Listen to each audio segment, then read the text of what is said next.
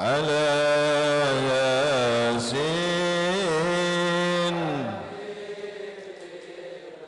آمين. بسم الله الرحمن الرحيم. الحمد لله رب العالمين. اللهم إنا نسألك إيمانا دائما ويقينا صادقا وقلبا خاشعا وعملا مقبولا وعلما نافعا وتجارة تبور برحمتك يا أرحم الراحمين.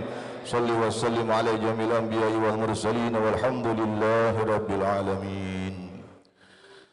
Hadratil mukarramun, para alimil ulama, para tokoh masyarakat, para guru, para kiai, para asatid yang saya hormati, wabil khusus Habiban al-Mahbub Al-Habib Ja'far, Al-Habib Alwi, juga alhamdulillah hadir bersama kita guru kita Ustadzuna Ustadz Hasan, atau yang biasa kita sebut Abah Gede.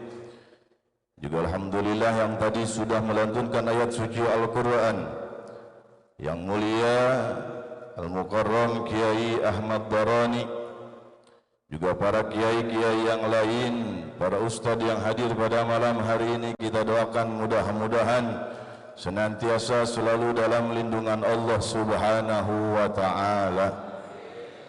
Terlebih khusus keluarga besar Masjid Jami Al-Fat selaku pimpinan DKM Bapak Samgianto, juga Pak Ustadz Ahmad, Kang Samani, Kang Tri beserta jajaran kepengurusan yang lain, terkhusus para panitia pelaksana Isra wal Mi'raj.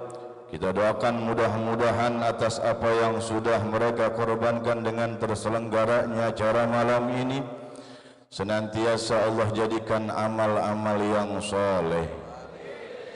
Juga terkhusus para pemangku wilayah, Bapak Ketua RW, Bapak Ketua RT, dari mulai RT 01 sampai RT 06, juga RW yang sudah tadi memberikan sambutannya kepada kita, Bapak RW Anjun, juga Bapak RW Andi beserta para RW yang lain. Mudah-mudahan dari kepemimpinannya yang Allah amanahkan diberikan kemudahan para pemangku wilayah kita dalam melaksanakan tugasnya. Terkhusus kita yang hadir pada malam hari ini, para bapak, para ibu yang tak dapat saya sebut satu persatu nama, mulai dari para ustazah, mulai para ketua DKM, baik ketua DKM masjid, ketua DKM musola, ketua majelis ta'lim. Mudah-mudahan perkumpulan kita malam hari ini ada dalam ridhonya Allah Subhanahu wa ta'ala, sehingga menjadi sebab kita diberikan umur yang panjang dan barokah, dijauhkan kita dari segala macam musibah, anak turunan kita Allah jadikan turunan yang saleh terus salehah. Ma'asyiral hadirin wal hadirat rahimakumullah. Pertama kita panjatkan puji syukur kehadirat ilahi Rabbi Allah Subhanahu wa ta'ala atas segala curahan nikmat yang telah Allah berikan kepada kita, terutama nikmat iman wal Islam, nikmat sehat wal afiat. Salawat seiring salam semoga selalu Allah curah limpahkan keharibaan alam Habibana wa Nabiyana wa Maulana Muhammad sallallahu alaihi wasallam, para keluarga, para sahabat, para tabi'in, hingga mudah-mudahan sampai kepada kita sebagai umatnya yang menantikan syafaatnya ila yaumal qiyamah. Ma'asyiral hadirin wal hadirat rahimakumullah. Alhamdulillah, setelah mana kita maklumi bersama bahwasanya bentuk dari kasih sayangnya Allah Subhanahu wa ta'ala kepada kita umat akhir zaman, kepada kita umat terakhir, umat dari Nabi dan Rasul sebagai penutup para Nabi dan Rasul, dengan adanya bulan-bulan yang mulia. Di antara bulan yang mulia, yakni bulan yang berturut-turutan, bulan yang berdampingan, yakni bulan Rajab, bulan Sya'ban, dan juga bulan Ramadan. Yang pada bulan ini sangat kemudian kita dianjurkan termaktab dalam bahasa doa, dalam lantunan pengharapan yang penuh kepada Allah yang sudah tadi kita baca bersama. Allahumma barik fi Rajab wa Sya'ban wa ballighna wa ghfir lana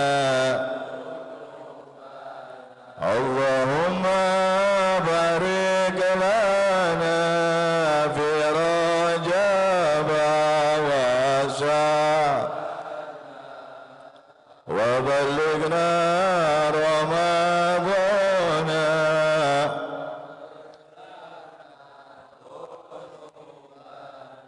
Ada yang waghfir lana dzunubana, ada yang wahasil maqasidana, kagak masalah. Bahkan ada aja dalam hatinya, wakabeli motor baru, wakabeli baju baru, wakabeli nambah istri. Hadirin wal hadirat rahimakumullah. Kenapa kemudian bulan ini Allah berikan kepada kita? Karena memang Allah yang maha tahu atas segala hal. Allah paham dengan kondisi dan juga situasi kita sebagai umat terakhir, umat bungsu. Biasa istilah ini disebut pada anak terakhir yang dengan sifatnya bungsu kadang-kadang sengke. Betul Pak Ora? Namanya bungsu, disuruh masak ogah, suruh ngerapihin rumah marah, tapi kalau makan pengen yang enak-enak. Itu namanya bungsu. Betul apa enggak Bu? Betul apa enggak? Begitupun hampir mirip dengan keadaan kita, yang kadang sholat kita mah jarang, sedekah hitung-hitungan, puasa ngegibah mulu, tapi begitu mati ditanya pengen masuk pansang kayak itu. Maka ini meskipun kita umat terakhir, umat bungsu, biasanya anak bungsu paling disayang orang tua. Betul? Benar. Maka anak bungsu mah untung-untungan. Kalau orang tuanya kaya, banyak harta banda, meninggal dunia, bungsu paling banyak bandanya. Tapi kalau kemudian orang tuanya susah, orang tuanya nggak punya banyak banda yang ditinggalkan, maka bungsu hidup yang paling melarat. Namun begitu harapan kita semua sama, dengan dijadikannya kita umat Rasul, dengan dijadikannya kita umat terakhir, dan diadakannya bulan yang mulia didatangkan oleh Allah kepada kita, untuk kemudian kita ingat betapa sayangnya Allah kepada kita. Amin ya Rabbal. Maka malam ini sama-sama kita saksikan bersama, sama-sama kita hadiri bersama, kita peringati acara yang mulia, di mana ada manusia yang paling mulia, yang paling mulianya makhluk Allah sealam jagat raya, di mana di Isra dan di Mi'rajkannya junjungan kita, baginda Nabi besar Muhammad. Bahas apa jangan ini Isra Mi'raj? Bahas apa jangan? Saya kira sekalipun ngebahas nggak usah panjang-panjang ya Bu, karena insya Allah saya yakin terutama perumahan Taman Walid ini orang-orang ahli majlis semua. Jadi terkait Isra Mi'raj udah nggak ada yang penasaran, udah nggak ada yang aneh, betul? Sebab ada ciri Bu, kalau orang ahli majlis itu punya ciri yang sangat identik. Kalau bapak-bapak cirinya dia orang demen hadir ke pengajian, nggak pernah melek di majlisnya. Sekalinya melek dia bakar rokok, rokoknya habis, kopinya tumpah, baru dia balik. Itu kalau bapak-bapak. Kalau ibu-ibu juga sama, bedanya nggak ngerokok sama ngopi. Kadang-kadang yang dibicarakan ibu-ibu sesuai dengan apa yang dibicarakan gurunya. Ketika guru membahas hukum, ibu-ibu malah ngebahas baju keluaran baru. Ada di sini yang begitu? Ada apa enggak? Tapi mudah-mudahan aja wal muta'allimuna minar rijali wan nisa khudumullah, dengan keadaan bagaimanapun kita hadir di majelis ta'lim, ada yang senderan, ada yang ngerokok pus-pusan gak berhenti-berhenti, ada yang terus makan makanan, bahkan ada yang udah nyiapin makanan buat dibawa pulang. Tapi ketahuilah para hadirin rahimakumullah, itu semua bagaikan gambaran pelayan-pelayannya Allah Subhanahu wa taala. Fajazahum ilal jannah, tidak ada balasan untuk pelayan Allah kecuali surga. Amin ya Rabbal. Maka kita maklumi bersama, kita kembali mengingat terkait Isra wal Mi'raj ini adalah perjalanan yang dahsyat. Isra Mi'raj ini adalah perjalanan yang luar biasa. Bagaimana tidak, perjalanan yang amat sangat jauh ditempuh oleh baginda Nabi dengan waktu yang amat sangat singkat. Sebelum di Isra dan di Mi'rajkan, baginda Nabi dengan hasil koceknya, dia membeli unta kuswah hasil beliannya. Kalaulah dengan hijrahnya ke Madinah, Kangjeng Nabi panas kepanasan, dingin kedinginan, tapi ketika di Isra dan dimi'rajkan oleh Allah, semuanya sudah Allah persiapkan, termasuk kendaraan yang paling cepatnya kendaraan di alam jagat raya ini. Tidak ada kendaraan yang paling cepat kecuali kendaraan buruk yang dipakai oleh Habibuna Muhammad. Jadi buruk ini satu langkahnya itu, satu loncatan buruk itu setara dengan ukuran jarak jauh 500 km. Kira-kira Jakarta Semarang 500 km. Jakarta Semarang ada 500 km Pak RW. Kalau Jakarta Bandung ada apa enggak? Allah Karim. Ini mau ngomongin perjalanan Mas Samsul. Jadi loncat satu kali loncatnya buruk itu 500 kilometer. Sehingga dikala itu kalau diukur jarak perjalanan dari Mekah ke Palestina itu 1 bulan satu perjalanan. Kemudian pulang kembali 1 bulan, maknanya 2 bulan. Lalu kalau diukur dari bumi ke langit pertama, jaraknya dengan perjalanan yang memakan waktu 500 tahun. Dari langit pertama ke langit kedua, jaraknya memakan waktu 500 tahun. Bahkan sampai langit ketujuh, maknanya satu perjalanan 3.500 tahun. Satu perjalanan. Perjalanan kembali ke muka bumi 3.500 tahun. Jadi 7.000 tahun untuk kemudian sampai pada langit ketujuh. Namun pada perjalanan Isra Mi'rajnya Rasulullah, kurang lebih hanya 3 jam, waktu yang sangat singkat yang ditempuh oleh Habibuna Muhammad sallallahu alaihi wasallam. Kenapa demikian? Karena memang ini diawali dari kalimatnya yang kita ketahui, subhana. Maka jelas terdapat makna mukhalafatul lil hawadisi. Untuk kemudian kalau kita idrok dengan pemikiran tidak bisa nerima. Kalau dengan hanya logika tidak akan bisa untuk dimengerti, tapi dengan dasar keimanan bisa kita terima bahwa Allah Subhanahu wa taala tidak butuh terkait waktu, Allah Subhanahu wa taala tidak butuh terkait tempat, bahkan adanya waktu dan tempat diciptakan oleh Allah Subhanahu wa taala. Sehingga dari bumi pertama Kangjeng Rasul juga hijrah daripada Madinah dengan perjalanan ukuran jarak 500 km, tempat-tempat yang barokah didatangi oleh Kangjeng Rasul. Di antaranya di mana satu pohon Madian yang pernah dipakai berteduh oleh Kangjeng Nabi Musa kala itu, yang sehingga Kangjeng Nabi Musa bermunajat, lolos daripada pencarian Fir'aun kala itu. Kangjeng Rasul datang ke tempat yang mubarak, Kangjeng Rasul datang ke tempat barokah, kemudian sholat 2 rakaat, berdoa bermunajat kepada Allah, mengajarkan kepada kita bahwasanya agar hal ini terjadi pada umatnya, di mana datang kita ke tempat yang penuh dengan keberkahan, di mana datang kita ke masjid, di mana datang kita ke tempat yang mulia, monggo Allah untuk bisa ngalap barok insya. Langit pertama di bumi Kangjeng Rasul bertemu dengan Kangjeng Nabi Adam. Di langit kedua Kangjeng Nabi bertemu dengan Nabi Isa dan juga Nabi Yahya. Di langit ketiga Kangjeng Nabi bertemu dengan Nabi Yusuf. Di langit keempat Kangjeng Nabi bertemu dengan Nabi Nabi Idris. Di langit kelima Kangjeng Nabi bertemu dengan Nabi Harun. Langit keenam Kangjeng Nabi bertemu dengan Nabi Musa. Di langit ketujuh Kangjeng Nabi bertemu dengan Kangjeng Nabi Ibrahim alaihi salatu was. Tidak sampai di situ hadirin rahimakumullah, bahkan Kangjeng Nabi terus langsung ke Sidratul Muntaha. Ini di luar langit. Dari Sidratul Muntaha Kangjeng Rasul tembus ke Mustawa, di mana disinilah Kangjeng Rasul melihat perkara yang akan terjadi nanti pada umatnya di akhir zaman. Sehingga kalau sering kita baca, sering kita dengar, sering disampaikan oleh guru-guru kita, sayati zamanun ala ummati, sayati zamanun ala ummati. Memang hal ini sudah diketahui Kangjeng Rasul ketika Kangjeng Rasul dimi'rajkan oleh Allah Subhanahu wa taala. Perkara yang terjadi di akhir zaman begini, begitu, segala macam perkara adanya sudah diketahui oleh Nabi besar Muhammad sallallahu alaihi wasallam. Dari Mustawa Kangjeng Rasul ke Hadratil Qudus, disinilah Kangjeng Rasul kemudian melihat zatnya Allah dan menerima perintah solat. Yang awalnya perintah solat itu 50 waktu. Kemudian begitu Kangjeng Rasul turun di langit ke-6 ditanya oleh Kangjeng Nabi Musa, Kangjeng Nabi Musa, wahai Muhammad, apa yang Allah wajibkan kepadamu? Jawab bahwasanya Allah perintah sholat. Berapa banyak?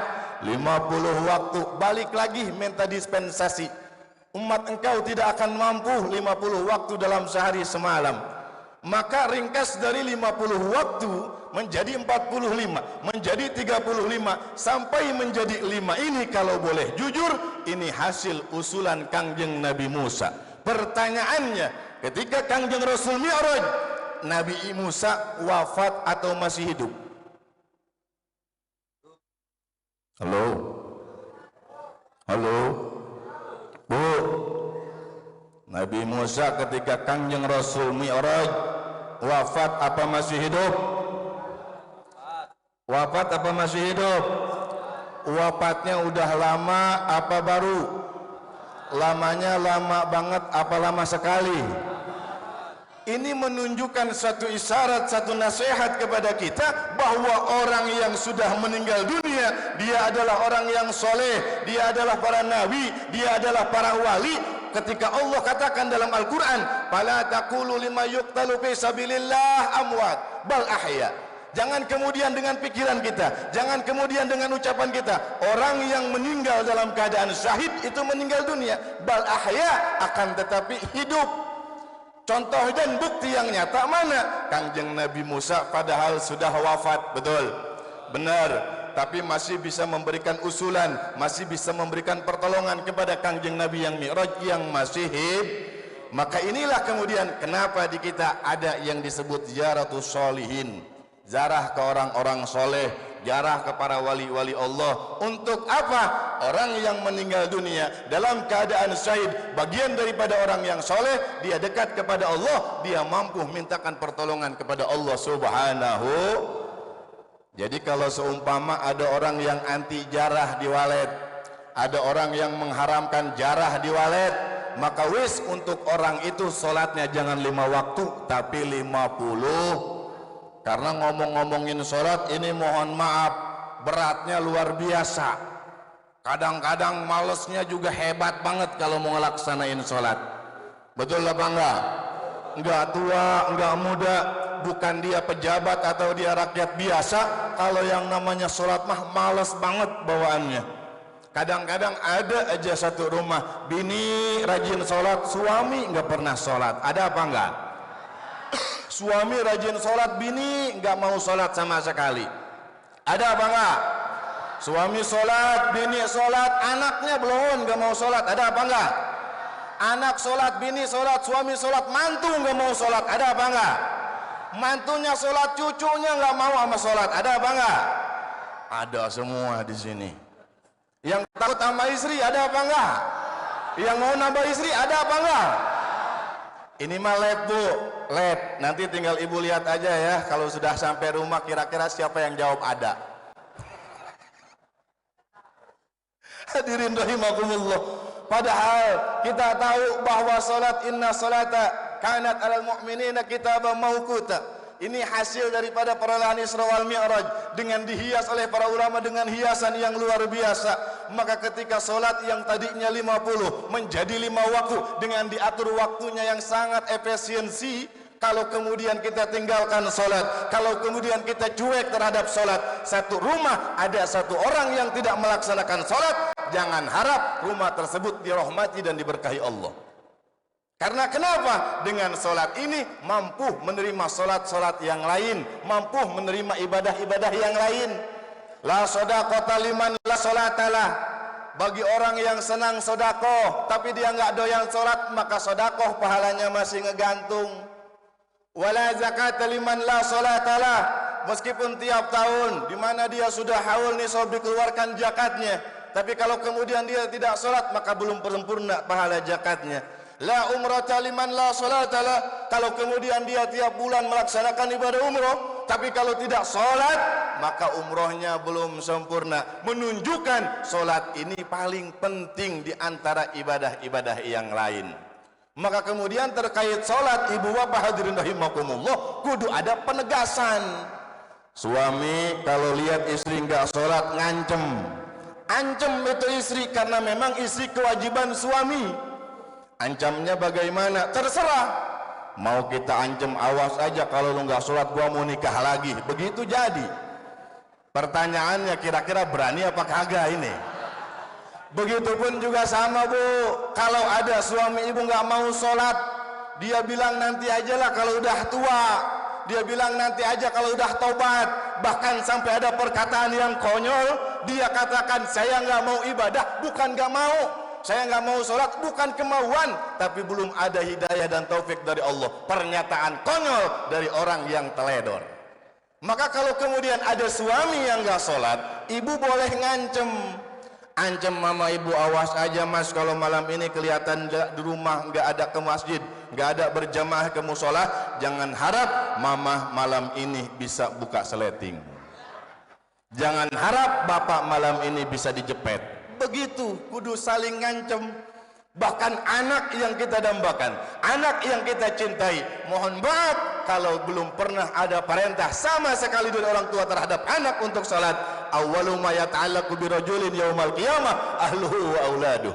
Rasulullah tegaskan, nanti di hari kiamat akan diberikan persembahan yang dahsyat untuk orang tuanya, sekalipun suaminya rajin sholat, istrinya rajin melaksanakan ibadah. Tapi kalau kedua-duanya ini belum pernah merintah sholat terhadap anaknya, belum pernah mengajarkan urusan agama terhadap anaknya, yang pertama yang akan diseret ke neraka adalah ibu dan juga bapaknya.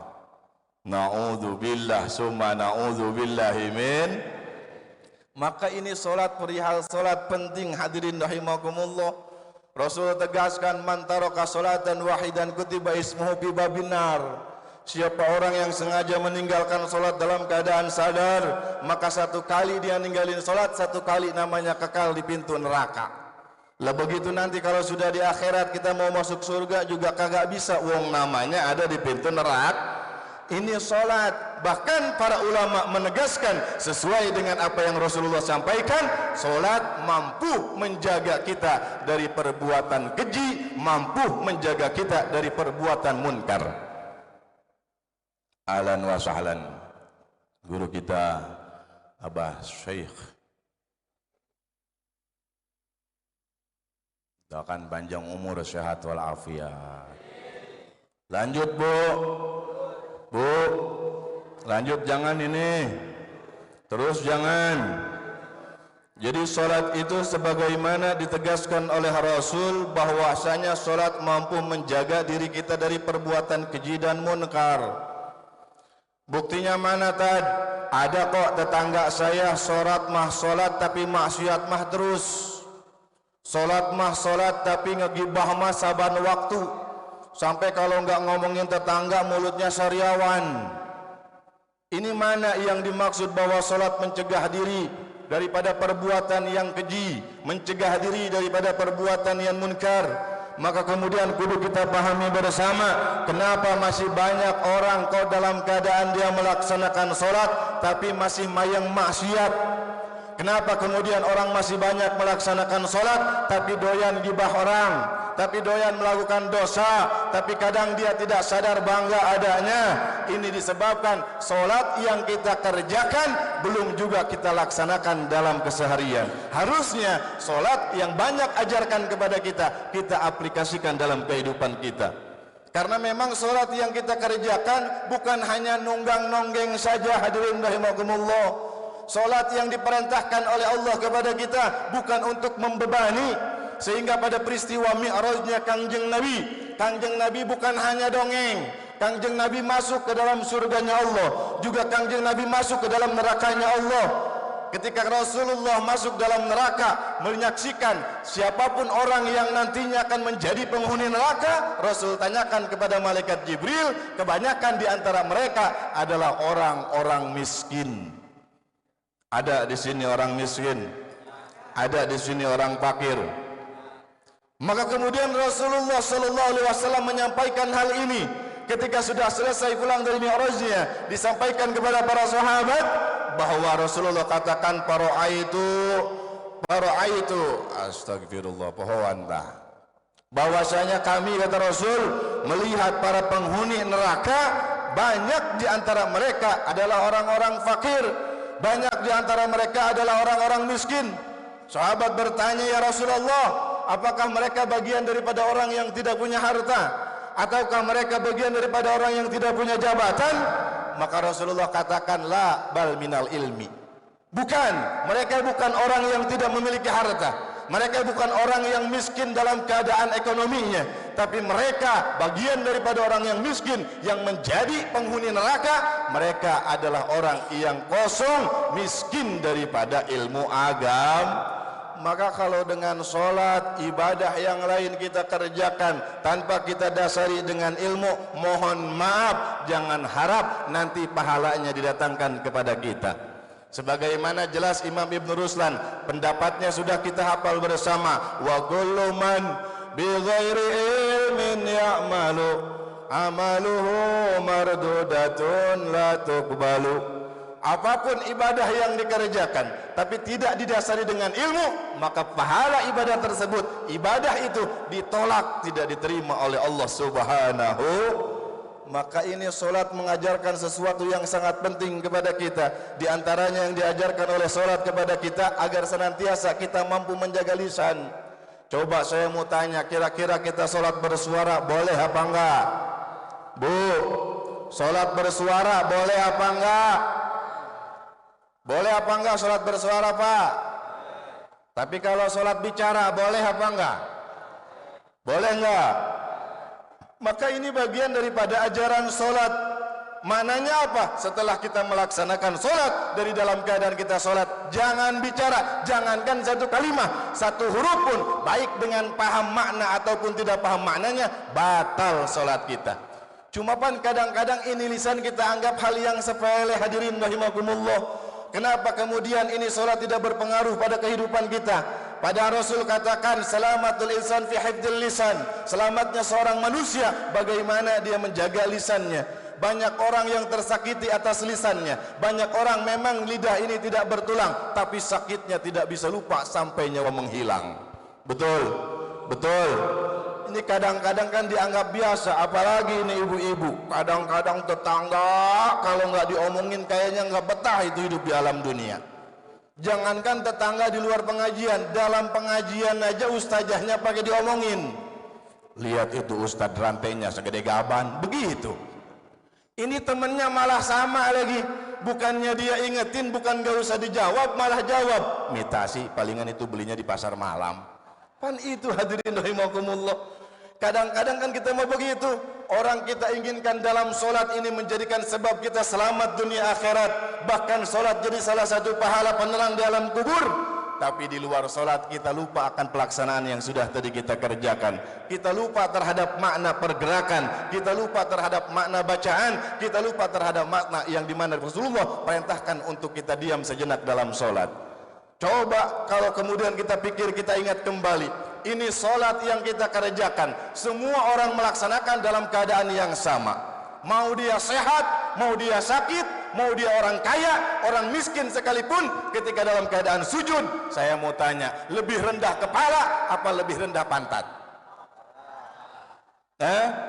Rendah kepala apa pantat? Ini menunjukkan solat itu agar supaya kita ini kompak, kita ini semua sama di hadapan Allah. Tidak ada yang dibela, tidak ada yang dibedakan kecuali ketakwaan kita. Coba kalau kemudian bapak-bapak pulang dari sini beli bedak. Bedaknya apa aja itu, mah hitung-hitung buat nyenengin bini. Begitu bedak dibawa datang ke rumah kasih ke bini, kira-kira itu bedak dipakai di muka apa dipakai di pantat? Bu, bedaknya mau dipakai di muka apa di pantat? Padahal selama ini di luar solat, pala dan bagian wajah yang kita banggakan, yang kita oles, yang kita urus, tapi pantat yang sering kita lupakan, kita anggap hal yang hina, kita anggap hal yang biasa. Tapi dalam solat semua sama, rendah kepala lebih tinggi pantat. Maknanya tidak ada yang lebih tinggi kecuali Allah Subhanahu wa ta'ala. Ini mengajarkan kepada kita agar supaya tidak sombong. Mau apa yang akan kita sombongkan? Ilmu bagi mereka menjadi ahli pengajar. Kalau ilmu ini disombongkan, ilmu ini dipakai mendebat para kiai yang lain, ilmu ini dipakai menggagalkan daripada pendapat yang sahih, maka ilmu itu bukan manfaat, ilmu itu bukan pahala, tapi ketahuilah ilmu itu laknat dari Allah Subhanahu wa ta'ala. Begitupun jabatan. kalau kemudian jabatan yang kita terima ini amanah dari Allah, ini perintah dari Allah, yang sebagaimana dikutip oleh Syekh Nawawi Al-Bantani di dalam kitabnya Kasifatus Saja, terisi makna daripada makna yang ada pada suhufnya Ibrahim alaihissalatu wassalam ketika Allah memberikan kekuasaan jabatan kepada seorang manusia bukan untuk menzolimi, bukan untuk menyakiti, bukan untuk membuat lapar, akan tetapi untuk membela orang yang lemah, untuk membela orang yang terzolimi, yang kemudian dijadikan satu cacadan oleh Allah. Waspada terhadap doanya orang zolim, sekalipun dia kafir, doanya diijabah oleh Allah subhanahu wa ta'ala. Maka orang yang dengan jabatan kemudian disombongkan, jabatan ini cobaan, jabatan ini ujian, mau dia ketua RW, mau dia presiden, mau dia camat, gubernur, bahkan DKM sekalipun, seluruh pemimpin akan diminta pertanggungjawaban oleh Allah subhanahu wa ta'ala, termasuk kepala rumah tangga. Nah, kita anggapnya biasa aja, betul lah, yang penting anak itu makan enak, yang penting dapur ngebul, yang penting pemasukan lancar. Kalau pemasukan lancar kan juga malam Jumatnya juga jadi lancar. Ini jangan sampai hadirin rahimakumullah, karena dengan adanya Isra Mi'raj, salat menjadi aturan utama perintah dari Allah langsung dengan didatangkan Kangjeng Rasul sallallahu alaihi wasallam agar kita tahu dari apa yang diajarkan oleh salat kepada kita. Di antaranya syarat sah salat dianggap sempurna salat tersebut kalau mampu orang tersebut melakukan hal yakni dengan menutup aurat, baik laki atau perempuan. Maka jangan dibiasakan ibu hadirin rahimakumullah, kadang-kadang kita mentang-mentang suami bukan ustad, suami bukan santri, suami bukan orang demen ngaji, keluar keluyuran kemana-mana, masa bodoh aurat nggak dijaga. Kalau bukti ibu sayang sama suami, itu aurat, itu paha, itu dada, jangan diobrak-abrik. Tutup serapih-rapihnya, persembahkan itu semua untuk suami tercinta. Setuju Pak? Setuju apa enggak? Kadang-kadang kan ini istri dibilangin sama suami, lah dasar aki-aki enggak tahu model. Begitu jawabnya. Ini berat tanggungannya hadirin rahimakumullah. Kita anggap biasa, wong itu hanya tetangga, wong itu juga keluarga kita, wong itu juga saudara kita. Maaf, pada bagian ini kewajiban suami ditangguhkan. Tanggung jawabnya berat. Kalau ada istri di antara istri kita yang dengan kita biarkan terbuka auratnya, jangan harap solat itu menjadi fungsi pada kehidupan kita. Jadi banyak hadirin rahimakumullah yang sudah banyak kita lupakan terkait solat, kadang tidak kita perhatikan. Padahal dengan adanya Isra wal Mi'raj ini, solat tidak secara langsung mengajarkan kepada kita agar kita paham ilmu terkait praktek solat. Untuk kemudian kita tahu mana rukun, mana sunnah, mana pembatalan solat. Cuma jadi pertanyaan, bentar lagi pan kita mau puasa, ada pelaksanaan solat taraweh. Saya mau tanya ini yang pada ngaji malam ini, kalau solat taraweh imamnya pengen yang cepat apa yang lambat? Pengen yang cepat apa lambat? Segini aja yang ngajinya pengen yang cepat, apalagi yang nggak doyan ngaji. Betul, benar. Kita mapan pengennya sholat tarawih yang cepat, benar Bu? Kalau yang imamnya orang anak muda, bacaannya cepat, Fatihah aja sampai 1 kali napas. Makmum muda bisa angkat tangan, mantep, ini baru imam. Aki-aki 60 tahun lebih, modelan Bapak RW Anjun, nggak bakalan khusyuk dia sholat. Mampus gua nih, mampus gua ini. Cuma kan memang sesuai dengan keadaan. Solat dari kaul yang mu'tamad, kaul yang kuat dengan adanya 23 rakaat yang ditambah dengan adanya kunut di dalam witirnya. Kalau dengan kemudian keberadaan imam ini lambatnya luar biasa, udah 60 tahun ke atas, sekali baca Fatihah 1 ayat batuk. Udah begitu batuk baru kayak mengangkat sarung, sekali batuk ngangkat sarung sampai walau dolin itu buntelan sarung ada di leher. Begitu sujud solat kagak ada yang khusyuk. Anak-anak ada yang ngomong tuh, lihat standar Mio. Kan begitu hadirin rahimakumullah. Maka wis yang 60 tahun nanti nih masuk pada bulan Ramadan, wis aja istirahat ngikut jangan ngatur-ngatur jadi imam. Memang kenapa? Karena pada bagian ini meskipun yang kita sukai dengan pergerakan yang cepat, jangan sampai kita lupakan rukun-rukun yang ada di dalam itu yang paling utama hadirin rahimakumullah. Agar kenapa? Supaya tarawih kita tidak terhitung sia-sia. Agar supaya tarawih ibadah kita di bulan Ramadan bukan hanya dapat capeknya saja. Ini penting terkait ilmu hadirin. Ilmu yang setiap mana kita pakai dalam ibadah yang kita kerjakan menjadikan penunjang ibadah itu akan terasa ringan. Tapi kalau tidak ada ilmu, kadang-kadang kita sudah merasa paling benar. Tidak ada ilmu, kadang-kadang kita sudah merasa paling cukup. Dan kadang-kadang tidak adanya ilmu, kita merasa berat dengan adanya ibadah. Betul Pak? Betul. Maka ini penting untuk kemudian kita kembali bersama merenung dari apa yang sudah Allah takdirkan kepada kita. Kenapa kemudian kita ini dijadikan umat terakhir? Kenapa kemudian adanya ibadah kepada kita? Bukan untuk Allah. Ketahuilah hadirin rahimakumullah, ibadah kita tidak menjadikan manfaat untuk Allah. Maksiat kita tidak menjadikan madarat untuk Allah. Ibadah yang kita kerjakan adalah manfaat yang kembali pada kehidupan kita. Bukti nyata dalam solat yang kita baca, Rabbi firli warhamni wajburni warfani warjukni wahdini wa'afini wa'fu anni. Tujuan daripada doa tersebut permohonan untuk kita, bukan untuk orang lain. Sekalipun kita jadi imam, tidak sah untuk kemudian kita ganti Rabbi gfirlana warhamna wajburna. Ini tidak diperbolehkan, tidak diwenangkan. Kenapa? Karena pada bagian ini diperuntukkan untuk kita. Maknanya salat ibadah bukan untuk Allah, bukan untuk tenangin Allah, bukan untuk untungin Allah, tapi juga untuk kita. Alhamdulillah. Nah, maka mudah-mudahan hadirin rahimakumullah, dengan adanya perayaan Isra wal Mi'raj ini kita semua diberikan umur yang panjang, kita diberkahi oleh Allah Subhanahu wa taala, kelak kita disampaikan usia di bulan Ramadan hingga mampu melaksanakan ibadah secara sempurna. Amin ya Allah ya rabbal alamin. Sebelum saya akhiri, tadi saya dipesan oleh barisan para panitia, maka nanti akan ada kotak muter. Ini menjadikan sebab satu kesempatan bahwa adanya peristiwa yang diperlihatkan langsung kepada Rasul. Ada orang bagian daripada umat Rasul ketika Mi'raj Rasul di dalam surga melihat satu orang yang saat itu dia memelak, saat itu dia panen, saat itu dia menanam, saat itu dia panen. Maka ditanya oleh Rasul kepada malaikat Jibril, Jibril katakan, ini bagian umatmu, dia yang peduli terhadap orang fakir miskin, dia yang peduli terhadap yatim piatu, dia yang peduli terhadap pembangunan agama dengan harta yang disedekahkannya. Mudah-mudahan malam ini kita termasuk bagian ahli surganya Allah Subhanahu wa taala.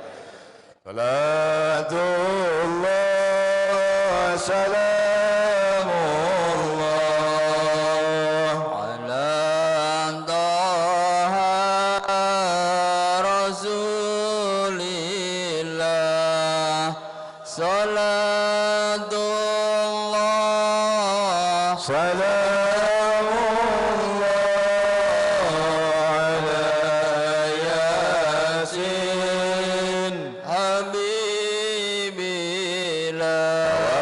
wasalna bismillah wabil hadi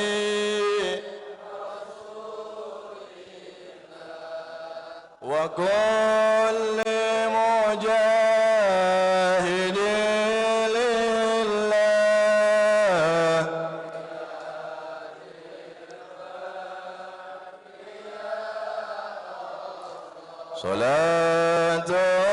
Salatullah salamullah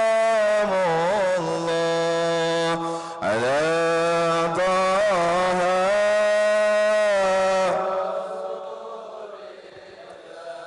salatullah salam ala yasin ilahi salimil ummah minal afati wa nikmah wa min ارحمني ومن بأهل البلد صلاة الله سلام الله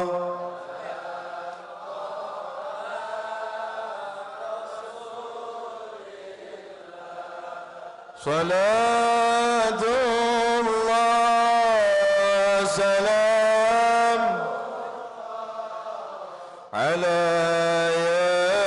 ياسين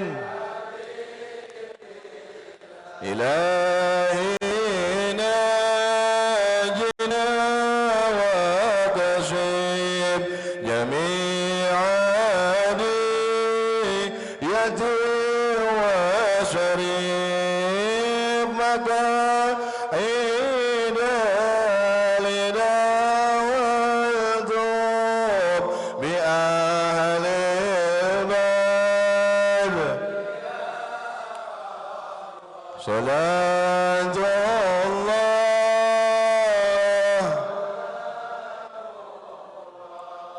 على رسول الله صلاة الله سلام الله على ياسين حبيب اللهم صل وسلم وبارك عليه. Sekian dari saya, mohon maaf atas segala kekurangan, mudah-mudahan ada manfaatnya. Ketahuilah kalau ada yang bisa kita mengerti itu pertolongan dari Allah, dan kalau banyak yang kekurangan, kesalahan, mohon dimaafkan karena itu keluar dari kebodohan saya pribadi selaku manusia biasa. Hadanallahu wa iyyakum ajmain. Assalamualaikum warahmatullahi wabarakatuh. Waalaikumsalam warahmatullahi wabarakatuh. Alhamdulillahirabbil alamin. Demikianlah para jamaah semuanya tausiah yang telah disampaikan guru kita Al-Ustaz Fahrul Baihaqi. Mudah-mudahan kita semuanya bisa mengambil hikmah-hikmahnya sehingga bisa kita menjalankan dalam kehidupan sehari-hari guna untuk meningkatkan iman dan takwa kita pada Allah Subhanahu wa taala. Rasa syukur pada malam hari ini belum komplit ataupun belum sempurna apabila belum kita tutup dengan doa. Untuk itu kepada yang terhormat guru kita Kiai Nur Hasan, sepenuhnya kami mohon membantu doa sekaligus penutup acara. Kepada yang terhormat Kiai Nur Hasan ataupun Ki Gede, saya persilahkan.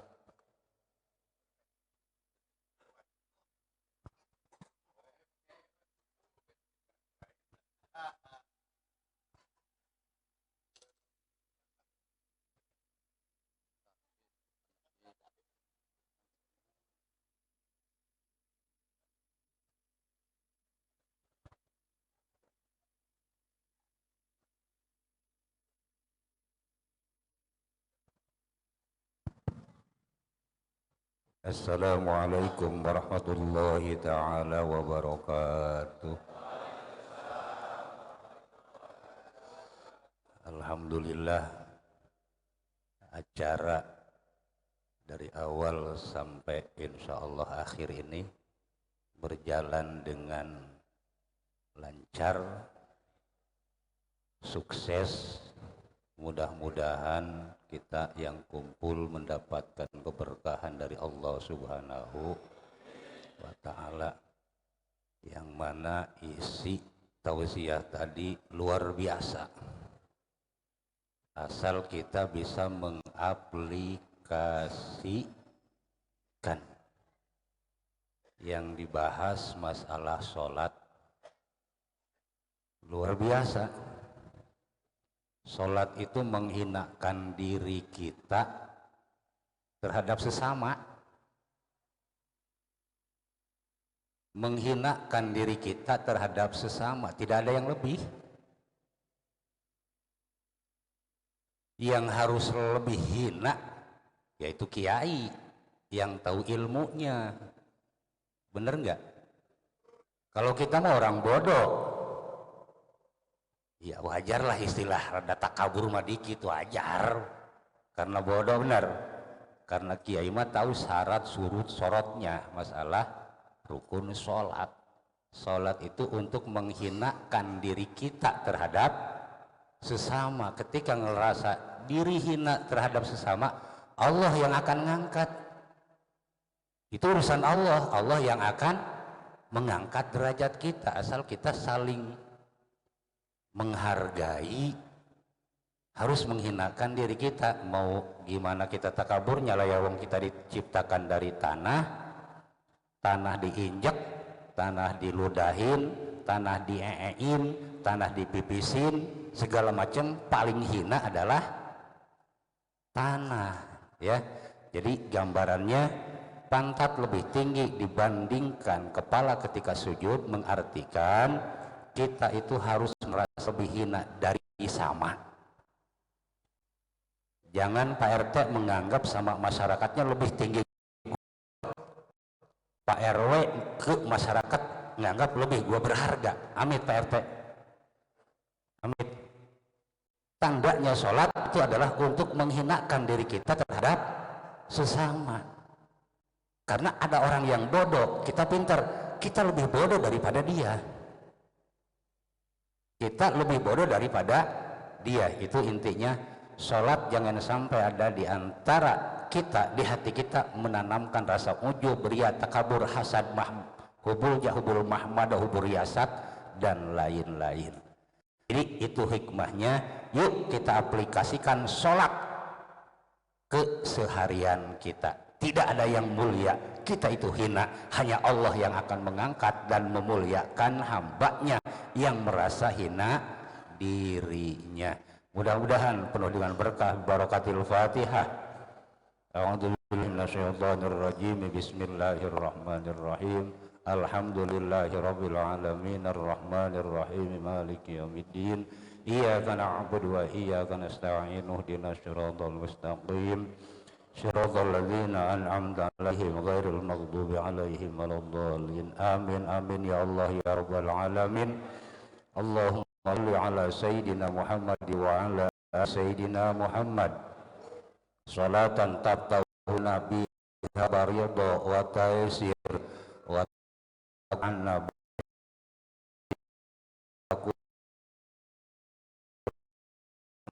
la wa yan nasir wa hasbunallahu wal wakil wala quwwata billahil aliyil azim.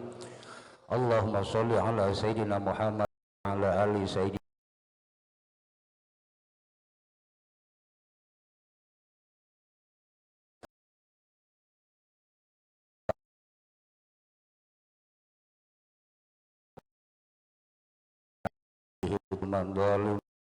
Rabbi ja'alati wa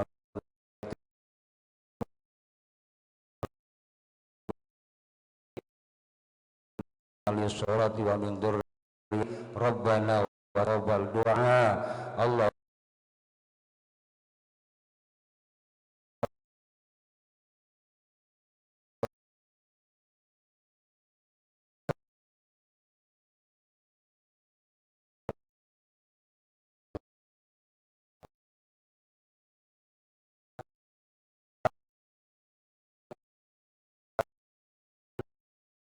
Rasulullah sallallahu alaihi wasallam. Allahumma inna